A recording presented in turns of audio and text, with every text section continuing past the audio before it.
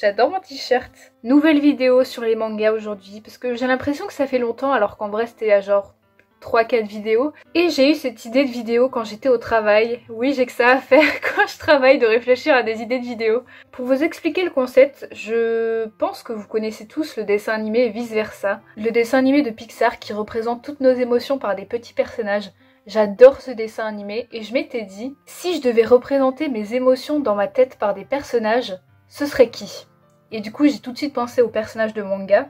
Et donc je vais faire aujourd'hui un peu une sorte de portrait de mes émotions à travers des personnages de manga. Donc voilà, les personnages que j'ai choisis, c'est des personnages dans lesquels je me reconnais. Donc j'aurais pu mettre d'autres personnages qui représentent aussi ces émotions, parce qu'il y a plein de personnages que j'adore, mais j'ai voulu vraiment choisir des personnages qui me ressemblent.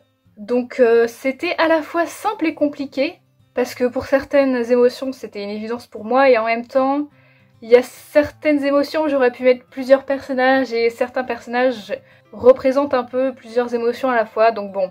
J'ai essayé de faire le choix le plus pertinent selon moi. Donc voilà, après toutes ces explications chiantes, on va pouvoir commencer. Première émotion, la joie. Et j'avoue que la joie, c'est pas l'émotion qui me représente le mieux, on va pas se mentir. Et pour représenter la joie, j'ai choisi Yui de K-On! Pourquoi Yui? Ça a toujours été un personnage dans lequel je me suis beaucoup reconnue.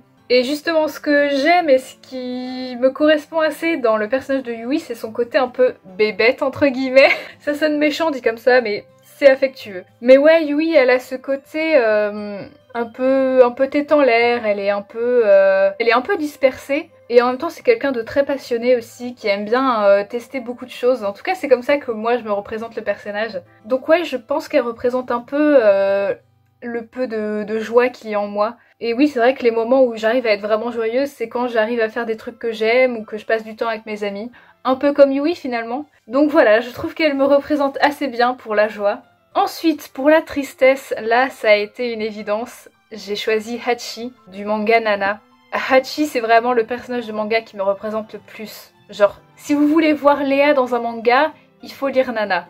Et le personnage de Hachi, je la comprends tellement. En vrai, elle pourrait représenter toutes mes émotions tellement on est similaires, mais je l'ai choisie pour la tristesse, pour des raisons très personnelles. Mais c'est vrai que quand j'ai commencé à lire Nana, je vivais un peu certaines choses similaires à ce qu'a vécu Hachi. Et du coup, c'est pour ça que c'est un personnage qui m'a beaucoup touchée, parce que tout ce qu'elle disait, tout ce qu'elle pensait, c'était vraiment ce que je pensais aussi. Et voilà, bon, ceux qui ont lu le manga Nana savent que Hachi, elle a pas vécu des choses très faciles. Donc ouais, et d'ailleurs c'est pour ça que Nana, c'est un des rares mangas qui m'a fait pleurer. Et je précise bien manga, parce que les animés, il y en a beaucoup qui m'ont fait pleurer, parce que c'est quand même plus facile, parce que dans les scènes d'émotion, t'as la musique, t'as la scène et tout. Mais les mangas, c'est plus rare que je pleure vraiment en lisant un manga. Et ça m'est arrivé en lisant Nana, donc ouais, Hachi, elle représente bien mon côté triste. Et c'est vraiment un personnage que j'aime de tout mon cœur. Ensuite, pour la colère, alors ça aussi j'ai eu aucune hésitation, j'ai choisi Nami de One Piece. Bon, je pense que c'est assez évident hein, pour tous ceux qui connaissent One Piece. Et c'est vrai que son côté très caractériel, c'est toujours le truc qui fait que je me reconnais beaucoup dans Nami. Nami, elle a ce côté où elle s'énerve tout le temps très vite. Dès qu'il y a un truc qui lui plaît pas, elle s'énerve direct. Surtout quand les mecs font des bêtises.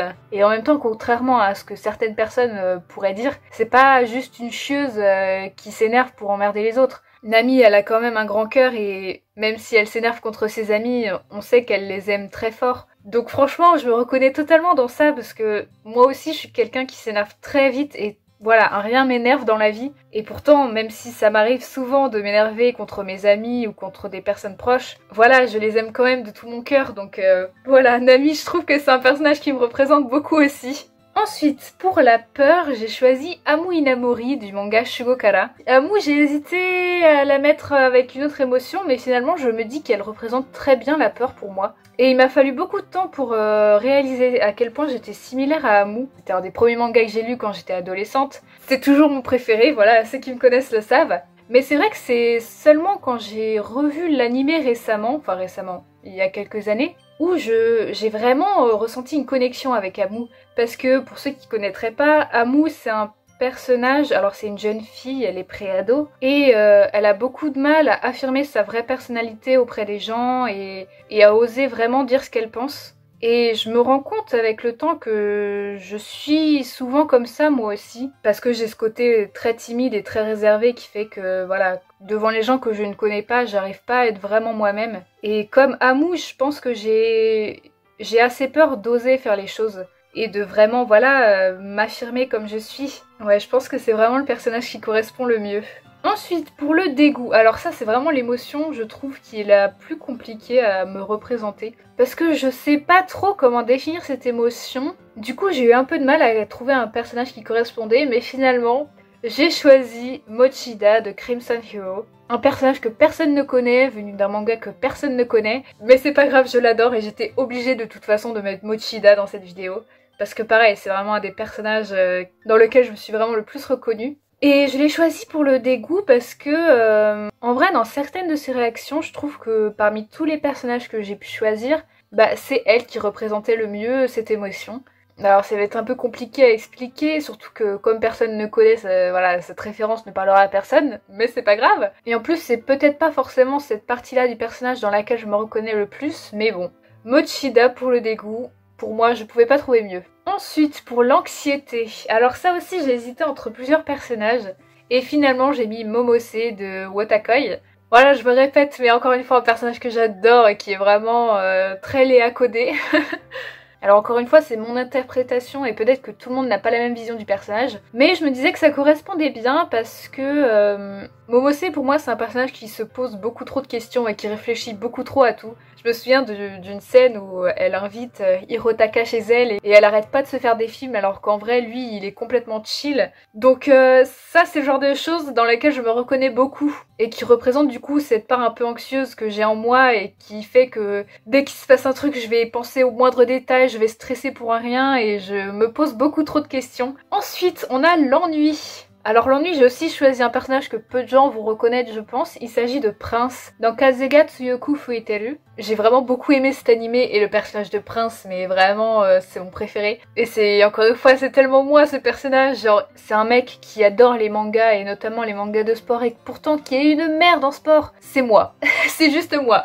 Et j'ai choisi Prince pour l'ennui parce que, alors ça fait aussi partie des personnages où on peut se dire que c'est pas forcément évident comme ça de l'associer à cette émotion. Mais je trouve qu'il a quand même ce côté un peu nonchalant parfois. Et un peu, je pense que c'est surtout la flemme qui le caractérise bien et qui me représente aussi évidemment. Genre vraiment, regardez-moi sa tête de blasé, est-ce qu'il représente pas trop l'ennui? Ensuite, pour l'embarras, j'ai choisi Chopper de One Piece. Oui, encore un personnage de One Piece. Et franchement, je me suis forcée à pas en mettre plus. Et je parlais de Nami tout à l'heure, c'est vrai que c'est un personnage auquel je m'identifie pas mal, mais Chopper, dans One Piece, c'est mon top 1 Kini en fait. Genre vraiment, c'est moi. Son côté un peu enfant surtout.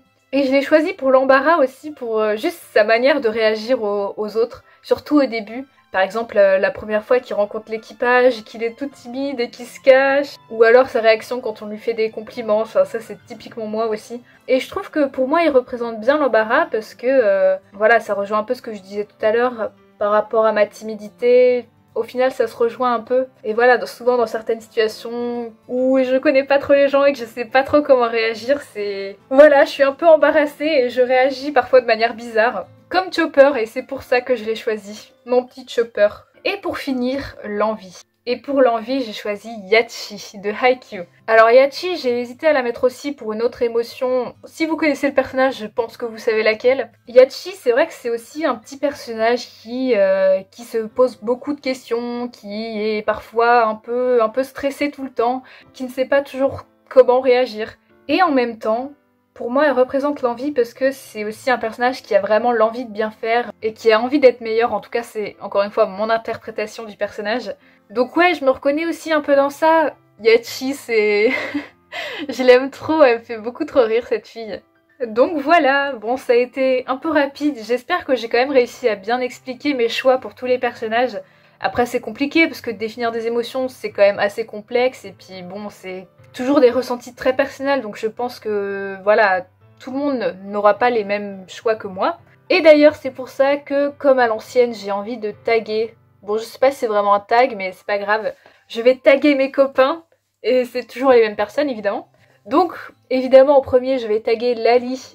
Je tag aussi Robin, évidemment. D'ailleurs, on attend le grand retour sur ta chaîne. Je tag Jordan aussi, même si je sais que tu le feras jamais. Je tag Arthur si tu veux le faire. Bon, t'as pas de chaîne YouTube, mais tu peux le faire sur Instagram ou même dans les commentaires. Et en vrai, je tag tout le monde, hein, tous ceux qui ont envie de reprendre ce concept. Même si c'est dans les commentaires ou sur Instagram, n'hésitez pas à me taguer. Ça m'intéresse en vrai de voir les réponses des autres. Voilà, j'espère que ça vous aura plu. Je voulais essayer de tester quelque chose d'un peu différent. Je vous retrouve peut-être bientôt pour un autre tag sur les mangas, si j'arrive à trouver le temps de filmer. Et merci à tous ceux qui auront pris le temps de regarder cette vidéo jusqu'à la fin, ça me fait vraiment plaisir. N'hésitez pas à vous abonner, à me suivre sur Instagram. Et puis on se retrouve bientôt je pense. Bisous!